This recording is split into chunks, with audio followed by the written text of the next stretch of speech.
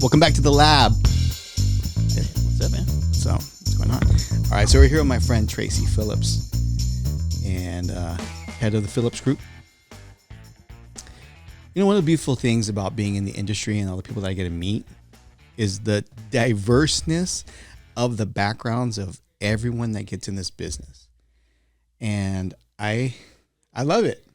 Honestly, it's actually kind of cool because knowing people's origin stories of what they did before and then what they specialize in now and how they approach things and how they see things. And you're one of those guys that has a beautiful mind, because I know when you and I talk about economics and conditions and the way that markets are flowing and going, you're able to go to like this 10,000 foot view. And not many people can really do that.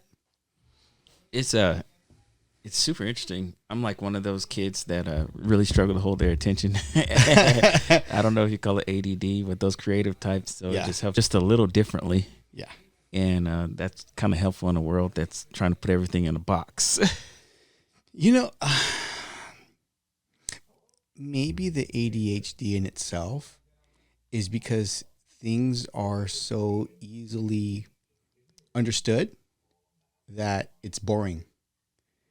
And that when things are really intricate and more difficult to define, are more challenging, and therefore in those times you hyper focus on. Yeah, there's definitely the hyper focus on tasks that at least are connected to what you're passionate about. And I think that we found some things that we're pretty passionate about. Obviously, I've got a military background first, 18 years after that. 18 years SWIC, right? Special warfare. I was actually a Navy corpsman. And, moving on after that, I actually, while I was in, that was like 2000, 2003. Mm-hmm. That was the real estate boom. So I got into real estate at that time. Yeah. It's a very different market from today. Very different. And it's kind of cool because, it's fun being in San Diego when we meet so many people that are with military backgrounds that jump into the real estate industry. Mm-hmm. But one thing I'll tell you, because of their military background, majority of the time I'm telling you, guys like you have a high level of integrity. You have procedures and processes that you put in place. A lot of that happens to come from like a military background. So the way things are approached is consistently different than from what I see from other agents of different backgrounds. And I can just imagine if you're coming from, let's say, I don't know, you were a teacher before, you're going to approach it from that kind of like that teacher mindset per se. But from the military, especially enlisted guys, we kind of do that, the chain of command and processes like, it's very basic. It's like making a hamburger. This is how it flows. This is the step-by-step in which you take. And it's very caveman down and simplified, but yet so beautiful in its process because it's simple. So I find it very different, But so when you got in 2003, started investing or started getting into real estate itself, right? Now, were you a participant or were you facilitating transactions? What was your... I started as an investor. So... at that time, it was the I like to say the gold rush or the real estate rush, because everybody was panning for a little bit of equity, and anything you bought was going up. So everybody looked good. Yeah, everybody looked good, and at that time there's a lot of self-proclaimed experts, and then I realized there was a little bit of natural abilities that came along, which I started realizing, hey, I think I can do this because I seem to have a few things. I mean, I could, the first guy that was representing me, the second guy, I was like, I could do what they're doing. That epiphany hit you. And so, it can't be that hard. A true story. I straight up, I studied for the test while I was on deployment, got back, took the test. Yeah. I went and took the state licensing test and then got licensed. So, yeah. That's awesome. And then what happened?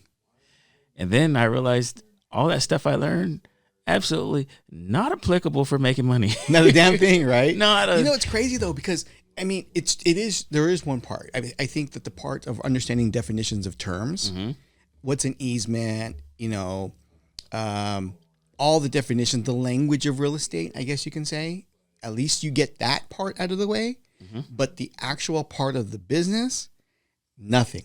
No, there was nothing there that qualified or prepared me, or even equipped me to, do my first deal. So, I was like one of those guys where it's like, okay, so how do I get my first deal? And you're so eager, you'll believe anything because you want it. Did you at least get like assigned a mentor or anything, or you just did it on your own? No, I didn't. I didn't get assigned a mentor. I should have. I mean, hindsight 2020. I mean, because basically, all you needed was to say, "Hey, I do real estate." you say that a couple more times. Yeah. Somebody would be like, "Oh, I want to buy real estate." So what would the Tracy today tell the Tracy back then? What would be something that now that you know hindsight, you would have approached this business differently? I would have said, don't look at the split. Look at the support, and also look at the training, and then also look at the experience and mentorship, because that will set you up for the rest of the time that you're doing the business. And you're going to be giving up something. You're going to be giving up a small portion, but if that small portion is going to make you grow astronomically, and you're going to start off, far ahead of your peers, it's a worthy trade. I could not agree with you more. I feel it's very difficult in this business. There's a very steep learning curve. I mean, it's extremely steep learning curve. And it can be, let's be honest, it can be cutthroat. It could be cutthroat. It could be volatile. Mm-hmm. And like you said, like there was times where you just had these, I always say the wind at your back. You're rowing the boat in the middle of the ocean, but the wind's at your back. So you're looking like a champ, right? Mm-hmm. But all of a sudden the winds of the market change. And there's a lot of people that were assuming that they were a lot better than what they were. Yeah, absolutely. And now they're hitting headwinds. And now you're starting to see who are the real players that are really into this as a true career, as a true profession, versus those that were dabbling. You learn a lot of things. Obviously, one of the things that seems to be one of the symbols that really identifies who's who, mm-hmm. is their ability to sustain and then last through periods. Yeah. Those that have been around and they're still around. Because when I first came in, there were a ton of people that I'm going to get my license, and you were competing with a lot. I think at that time, I'm just throwing a number out there that I remember, but I remember they were saying like in San Diego there was like 350,000 licenses or something like that. Yeah, it was 20,000 in 2008. I want to say it was 20,000 licensed agents. That's a lot of agents. That is a lot, and that might have been 5,000, and it was from 5,000 and above that even closed the transaction. Yes, I totally remember. The first time that you close when you're like, yes, oh my God, I'm rich. Oh, because you see that first commission check. You're like, yeah. But it took you like 6 months to get it. That's the issue, is that and then understanding, these are the things that you have to learn the hard way, is that it's a series of events. It's like, honestly, it's like planting a seed, and then but you can't live off of just one plant. Yeah. That ain't gonna work. You're truly right. You're truly, in the business, there's really two types of active participants. There's those that are like your hunters, one time hunt kill. They're looking for the next deal all the time, mm-hmm. right? Which is not a problem. It's awesome. You have to do that.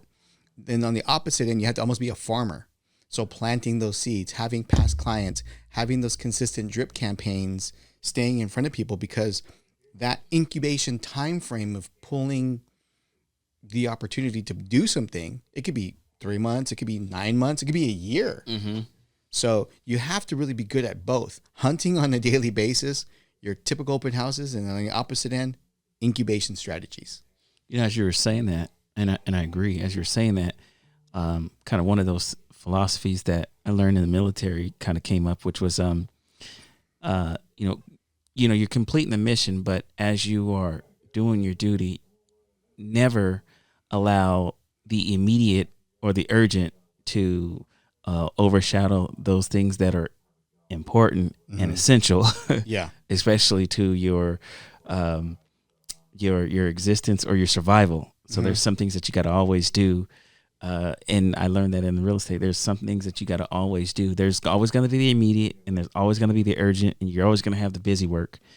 And you just have to figure out, which things is it that I have to do? If I don't do this, we're not going to have food this winter, that type of thing. Yeah.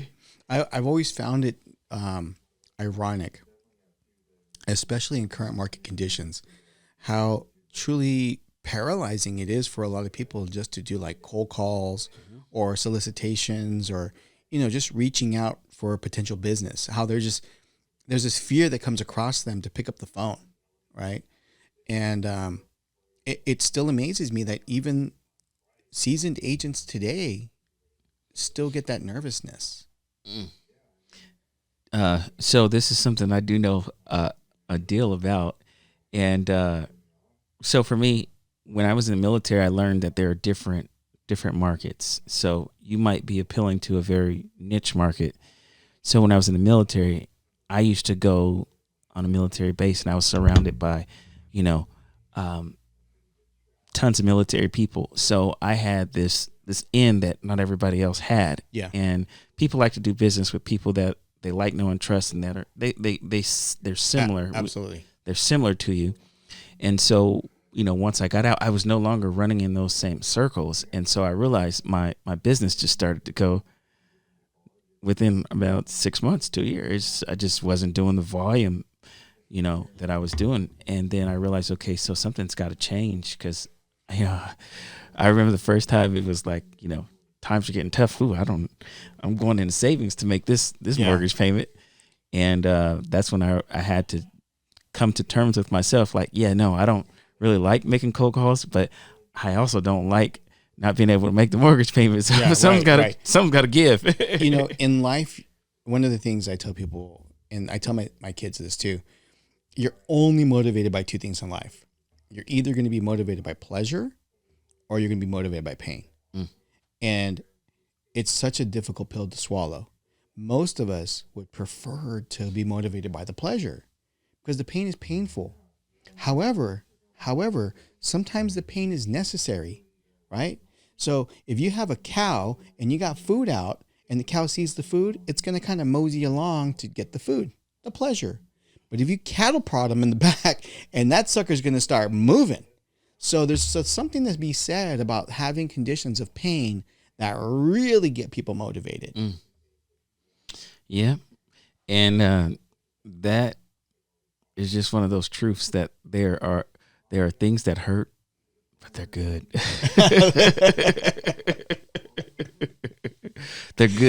They're good for you, and they're good to you. But it don't feel good. It's like Jocko right now, bro. It's good. No, sir, it's not that good. Awesome, bro. So in your business, I know that obviously through your evolution, you've really honed into specific types of markets. Like you've really embraced a lot of the property management, the investment strategies, probate sales, dealing with attorneys, dealing with these families. So how does someone like yourself, especially with coming in the background that you do, how did you end up transitioning into that type of world? Necessity. So, like I said, I got out, and then I just wasn't able to, everybody has these grand plans like, I'm going to get out and then I'm going to be great. I've already started something on the side, and then it's just going to take off as soon as I get out. And I wasn't stupid. I had, 8 to 10 months, maybe even a year saved up before I got out. And I wasn't doing, I think right when I got out, maybe I did like 3 or 4 deals, but I started to realize something had changed. And so I started to force myself to do the cold calls, and then expireds. I tried those, man. I really, really, really, really, really worked those things until I figured it out. But I'm like, there's got to be an easier way, because the last time you and I had this conversation about the whole probate sale thing, I was blown away actually about all the steps involved with having to deal with probate. Sure. I mean, I've been on the lending side of things, obviously from the buy sides and dealing with that. But when I talk to the listing agents, especially when they're dealing with the probates and how you're dealing with so many multiple bodies in the back end. Sometimes you're dealing maybe with the attorney that's representing the family, the trustee, or whoever you're working with. Mm-hmm. And what their needs and motivating factors are completely different than traditional transactions. Yes. Expand upon that. Okay. So there's a number of players anytime that there's a probate. So first and foremost, you just got to understand the word probate. What it actually means is to prove or authenticate a will. And that's what you're going to probate. You're going to prove that it's a valid will. And so a lot of people make this mistake, which they think, oh, I have a will, so I won't have to go. He had a will, so he won't have to go to probate. Yeah. And that's actually incorrect. The truth is that is the ticket you need to get into a probate is a will. So the only way that you can avoid that process and the expense, because that's going to cost you anywhere between 25 and 30% of whatever the total value of your estate is. Wait. If it goes into probate, it's going to cost you 25 to 30%?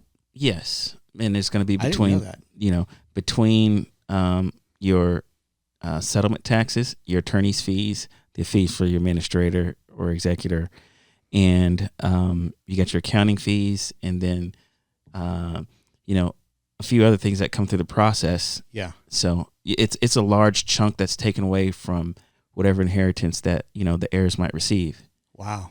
Okay. So only way to avoid that is if you had a living trust, and then every asset was placed into the name of the trust. So the trust actually owns or is titled on that asset. So that's the only way to avoid it. Because a lot of people do this too, which is they have a trust, but then they don't have the property in the name of the trust. In the title of the property in itself, in the name of the trust. Correct. So is that a hard process for people to do? Because I know people ask me all the time. They're like,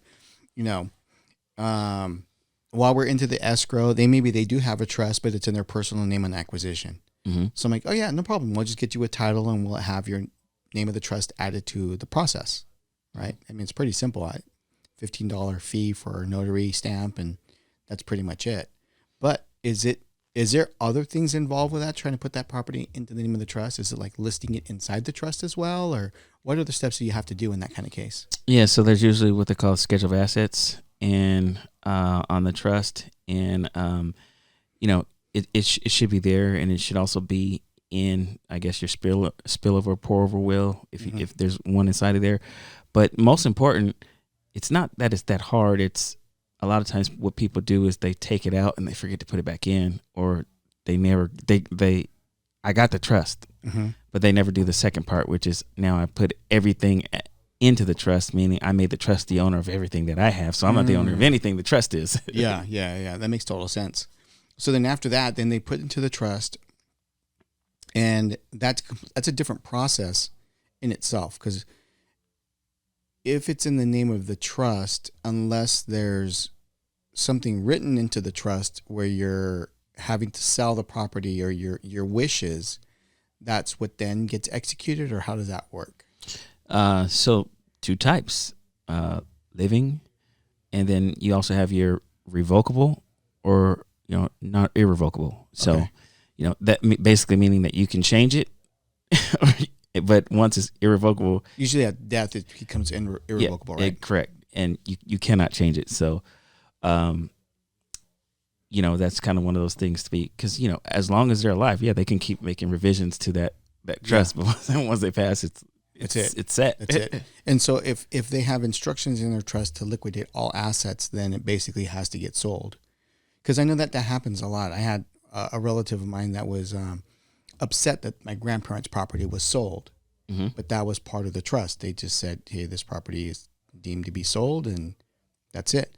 But I have heard other situations where somebody had inherited a property from a grandfather, and it was a large condo project, and nobody wanted to sell the property. They wanted to kind of keep it in the family for the most part, right? And it didn't have any instructions for sale. But one of the 5 relatives was like, man, I really need the money. I'd love to get out of this, right now.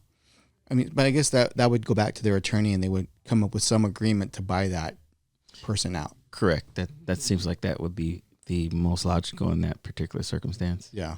So, but forgive me, inside the trust, it does have to have some kind of stipulation saying either A, it needs to be liquidated, or B, you can keep it, and then you guys are now responsible for it as a group.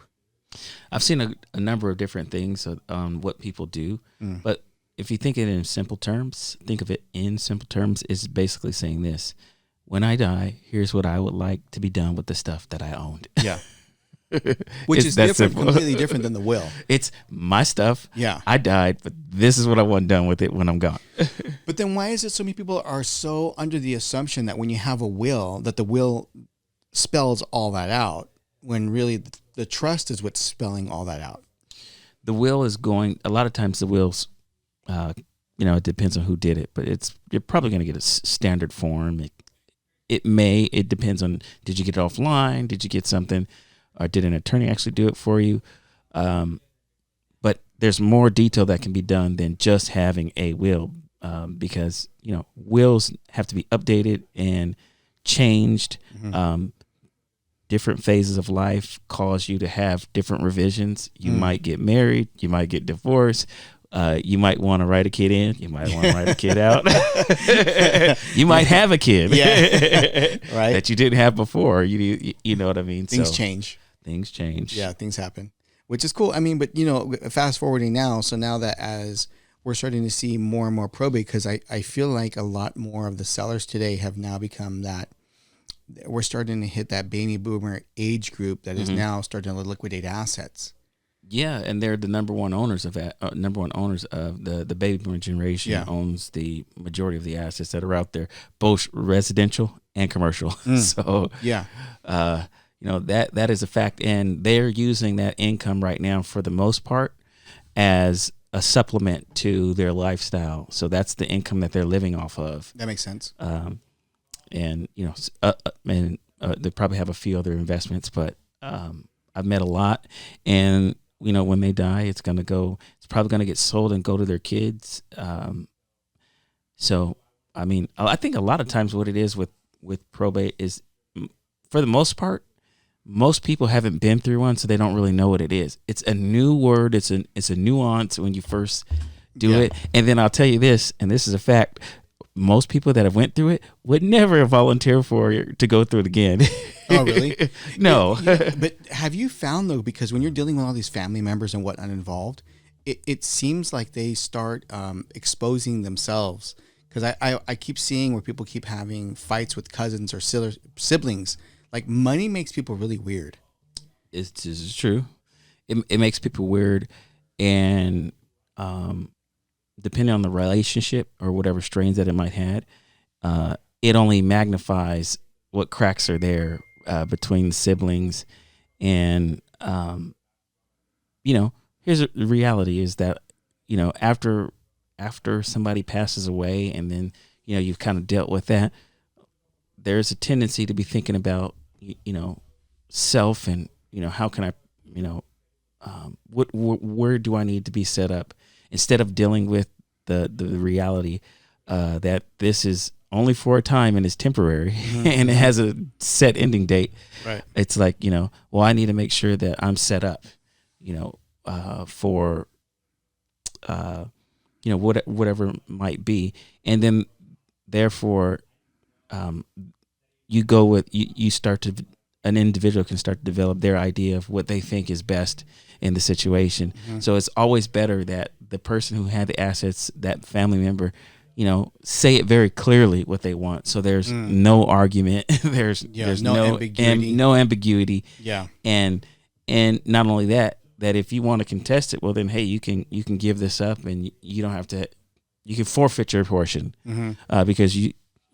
I heard a really good tip one day from an attorney, and I was like, man, that's killer. She goes, even if you're going to put somebody, let's say, even if you're going to keep somebody off of your will, like they're not, this one person is going to get nothing. She goes, give them $1. Because at least if you give them $1, you put in there specifically what they were to receive. And if you keep their name out of it, then they can always come back and say, well, because, I did this for them and I was doing that for them and they really want me to do this and they told me so. We're like, nope, but they There's actually laws, took the time to give you $1. Like that's harder. It's harder to contest. Yeah. Because it's called the testate share, if I'm not mistaken. And that is there to protect, just in case, hey, there's a kid that pops up and his DNA does match your DNA, and he wasn't written in there, they didn't know about, but the law wants to make sure that the family and the heirs wholly receive what was distributed, unless there's like a specific it happens. Yeah. Life. Yeah. Well, like I said, money makes people weird. So now that you're dealing more with this probate sales, and as you're starting to see market conditions really shift, things are starting to sit on the market a little bit longer. Obviously, rates went up, so that's affecting marketability for property. How is it now that you're having to navigate through all these individuals and breaking the news to them that, hey, price needs to be adjusted, or we need to be a little bit softer in our approach on the sale because of the shift in the market conditions? I like it. It's very similar to the military. So the judge only wants to deal with one person. So there's kind of like a chain of command. And that's usually what they call the personal representative, the trustee. The trustee. If it's a trust, or if it's a will, it's going to be the executor or executrix. And if there was no will, it's going to be the administrator is what it's going to be. And, the point of contact before the courts that has the power and authority to make that decision, once they've been appointed, is going to be that individual, the personal representative or the trustee. And so they're only dealing with one. It's their job to deal with the family. Yeah. So, those that are helping them to actually carry out and do the due diligence, we only have to deal with one person.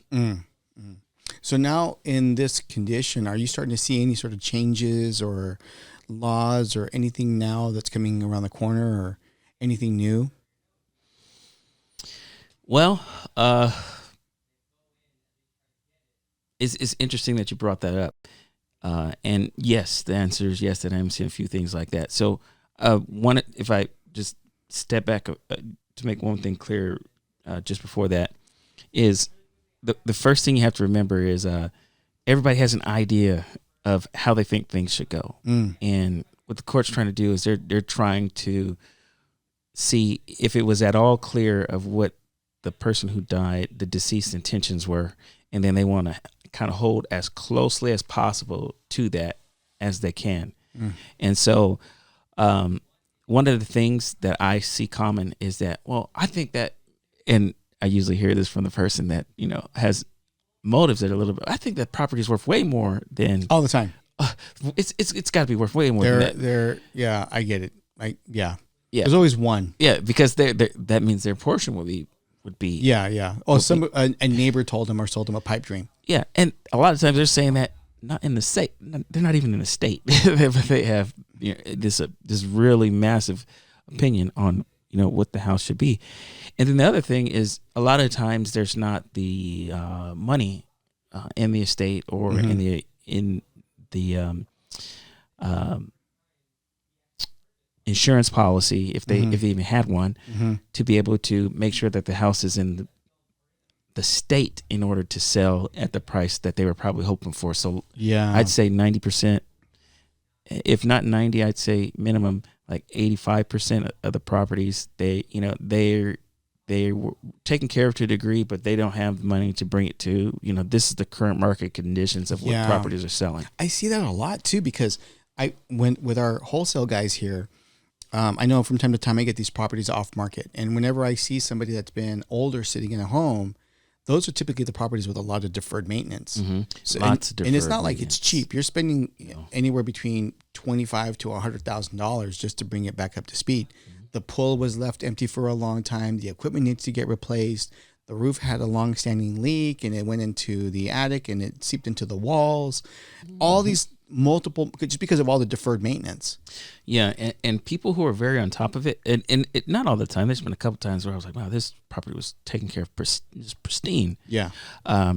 Most of the ones that have it really highly maintenance, they had a trust also. Oh, really? Yeah. Yeah, there just might have been an accident where it was taken out and it wasn't put back in. Oh, okay. but a lot of times, the majority of what I've seen, just locally here in San Diego is, that thing was on its way down, and now they're just going to sell it. Mm-hmm. They passed suddenly, or they knew they were going to pass, but they just didn't have the ability to, take care of it as time went on. Yeah, yes. Especially they get older too, and a lot of the family members that are picking up that new property, a lot of times they don't have the financial wherewithal to actually bring that property up to speed. Because I know in case in like my grandparents, when their house went to probate, not probate, but it was sold via trustee. My mom was a trustee because it was in a trust. That she had called and asked me like, "Hey, what do you think we really should do in this place?" And I said, "Number one thing you got to do right now is get a home inspection. Get a home inspection and find out every single thing wrong with that place now. Fix it before you put it on the market because we don't know what's wrong with that place." Now that we got a little bit of idea from the living trust side of things, now that we are into today's world, and you and I have discussed this a lot, the majority of transactions that we're seeing right now are like the D's. And this is what's actually pretty dope. A year ago, you and I were having this discussion about market conditions. Let's talk about the D's because you really have to understand, what are the D's and why are the D's. Why are the D's? That's something we came about a year ago. So the D's are death, obviously, right? Death, divorce, decline in income, which probably started the divorce, debt, which probably contributes to the divorce, but death, divorce, decline in income, debt load, and downsizing. So a lot of people right now are starting to take that shift or moving out of California as a good example, leaving the current market we're currently in for somewhere like Austin or Vegas or something else. A lot of downsizing or a lot of reducing value price point that we're seeing across the board. Yeah, I think the other week I had a corporate transfer. That was actually, kind of a cool thing. Into San Diego or out of San Diego? It was into San Diego, and then I've had a few out where they were, they're selling their house here, and then they're being transferred to another area. Then there's also been a lot of people who have retired, and retirement dollars just don't go as far. In this sunny state of California. I mean it's true though, because then they downsize, and I have people I know that have moved to like Tennessee. They moved to the Midwest. Well, a lot of Midwest Florida, folks. A lot of Texas. Oregon. Midwest areas, and those are the type of, just to go back to the D's, those are the type of sales that you are seeing that are going to take place, rain, sleet, or snow, good times, bad times, low times, high times. But they've all been like that right now. What I've been really seeing a lot of is a lot of debt loads. So people that had refinanced from a couple of years ago, they're checking with me to see if I can pull them a line of credit or something to try to consolidate their debt. And I'm like, God damn, look at all this. I got like $50,000 in debt. Quick. I'm talking about quick. But it makes sense. It makes sense. I get it because of inflation, and you have kids, and things are all getting more expensive across the board, buying a new car, things like that. It's just nuts. Yeah, I'm actually, curious how many people are feeling like now it's a great time to buy a car. I told you, I pulled up my Range Rover. I'm like, dude, I put student tires on. I'm not buying another car. I'm going to sit on it. There's no point. And I'm glad that I did, because had I bought something a year ago. The rate on a car right now isn't it double the rate of what it used to be? Oh yeah. I mean, double or triple. I didn't apply for a car loan, but yeah, it's just one of those things that I would imagine. So financing has got to have doubled for sure. And I think also because the topping of the value market of cars last year has got to change some of the financing options for buying a new car, just because the value came down fairly quickly after that demand shifted, But our market's really jacked up right now. Absolutely. It just feels weird. I'm actually, it's kind of interesting. So I also work in property management as well. And I remember that there were certain contractors that I knew that were super busy, always busy. You could hardly ever get a hold of them. Yeah. Lately, I've been getting those calls like, "Hey man, you got any work?" Or, Yeah. How quickly it shifted. But I It think did, and I was you and like- I talked about this a year ago, though. wow, yeah, I was like, We're like, dude, when the winds shift, here's all of a sudden what's going to happen. there, you got any work? Do you got, hey, let me know if you got Yeah. any. I was like, wow, I couldn't get a call back for nothing. Oh, I'm Yeah. sorry, man, I'm way too busy. Yeah.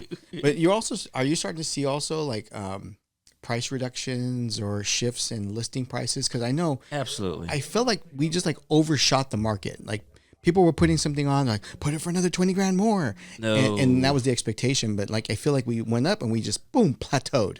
Yes. So now you really have to do your homework to make sure you did not overprice it. Yeah. And I would even say more than that, not that you didn't overprice it, but that the necessary adjustments that you need to make based on the changes in the rate. And I think you were talking about that about a year ago, that, when it's raising a quarter of a point or half a point, you were talking about the amount of purchasing power that's being lost. Oh, yeah. So for every 1% that rates go up, every 1% is 10% in buying power. Mm-hmm. So if you buy something at a 4% interest rate and it's $1 million, at 5%, it's the equivalent of buying something at like 9, 10. And then when it goes to 6%, it kills you another 10% of buying power. So now you're at like 825-ish. Now we're at 7s pushing 8s. Yeah, depending on the size of it. the loan. Yeah, I mean, even conventional, or if you have lower credit scores now, you're getting hammered. Yes. Investment properties, forget about it. Those are like second homes, investment properties, you're in the mid 8s. But it is what it is, and people are still buying properties.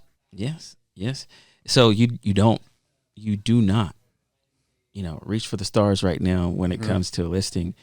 And I would actually encourage you, just because you actually, it's not relevant that you're looking at what closed, 30 days ago, 60 days ago.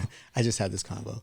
Past performance does not predict future results or current conditions. You feel like it's changed that much? Like, yes. In 90 days, we just went boom. I would even tell you just over the last 60 days. Really? Because, everything that took place between June, July, and August, that was a massive change.